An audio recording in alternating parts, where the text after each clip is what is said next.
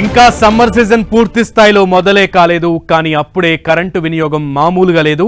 గతేడాది పీక్ సమ్మర్లో ఉన్న విద్యుత్ డిమాండ్ ఈసారి జనవరి ఫిబ్రవరిలోనే కనిపించింది.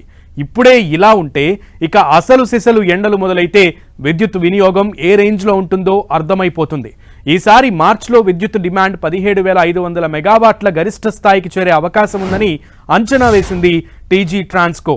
సహజంగా సమ్మర్లో కరెంటు యూసేజ్ ఎక్కువగా ఉంటుంది. ఫ్యాన్లు, ఏసీలు నాన్ స్టాప్గా నడుస్తూనే ఉంటాయి. గృహ వినియోగంతో పాటు వ్యవసాయ వినియోగానికి కూడా విద్యుత్ చాలా అవసరం ఉంటుంది.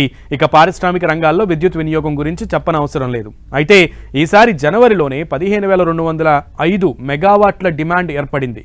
ఫిబ్రవరిలోనూ అదే రేంజ్లో వినియోగం కనిపించింది. ఎండలు పూర్తిగా మొదలు కాకముందే ఈ రకమైన డిమాండ్ ఉంటే ఇక పీక్ సమ్మర్లో ఊహించని స్థాయిలో డిమాండ్ ఏర్పడే అవకాశాలు ఉన్నాయి. విద్యుత్ గరిష్ట డిమాండ్ 2022-23లో 15,497 మెగావాట్లు, 23-24లో 15,623, 2024-25లో 16,601 మెగావాట్లుగా నమోదైనట్లు విద్యుత్ సంస్థ తెలిపింది.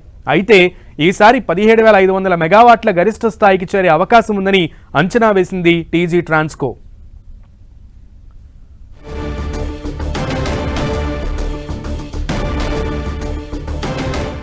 అయితే విద్యుత్ డిమాండ్ ఎంత పెరిగినా దానికి తగ్గట్లుగా సరఫరా అందించేందుకు విద్యుత్ సంస్థలు సిద్ధమవుతున్నాయి.